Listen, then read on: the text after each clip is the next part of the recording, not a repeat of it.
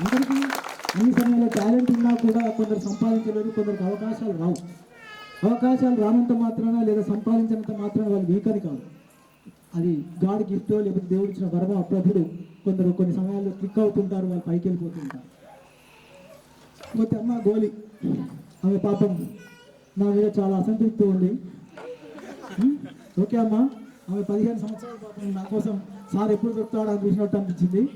లేదమ్మా, అయితే పాపం ఆమె మ్యాథ్స్ టీచర్ అవుతా అనుకుంది.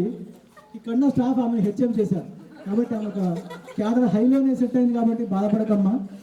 నేను కూడా 10th క్లాస్లో ఉన్నప్పుడు వాస్తవం నేనే చెప్తున్నాను, హెచ్ఎం కావాలనుకున్నాను కానీ కాలే. ఇప్పుడు అయ్యాను, నా అదృష్టం. అప్పుడు హెచ్ఎం కాలే కానీ ఇప్పుడు అయ్యాను. ఆమెలానే ఇప్పుడు ఆమెకి వెళ్ళైతే మ్యాథ్స్ టీచర్ కావాలనుకుంది కానీ హెచ్ఎం అయినా. నేను కూడా 10th క్లాస్లో ఉన్నప్పుడు సోషల్ భద్రత ఐక్యరాజ్య సమితి గురించి లెసన్ చెప్పాను. నేను సోషల్ టీచర్ చేశాను, అప్పుడు నా ఫస్ట్ ప్రైజ్. కాకపోతే నేను జీవితంలో మ్యాథ్స్ టీచర్ సెట్ అయిపోయాను. నేను తీసుకున్న సోషల్ వేరు, కాకపోతే అప్పుడు నాకు ఉండే హెచ్ఎం కావాలి. కాకపోతే ఆ స్కూల్లో ఏంటంటే ఒక సంవత్సరం అమ్మాయిలకు ఇస్తే ఒక సంవత్సరం అబ్బాయిలకు ఇస్తారు. నేను 10th వచ్చిన సమయంలో అమ్మాయిల వంత హెచ్ఎం పోస్ట్, కాబట్టి నేను సోషల్ టీచర్గా మాత్రమే మిగిలిపోయాను. ప్రజెంట్ హెచ్ఎంగా మిగిలిపోయాను. కాబట్టి అమ్మ నువ్వు కూడా త్వరలోనే మ్యాథ్స్ టీచర్గా సెట్ అవ్వాలని కోరుకుందాం. మా అందరి తరఫున తొందరలోనే నెక్స్ట్ డిఎస్సిలో మ్యాథ్స్ టీచర్గా అమ్మ.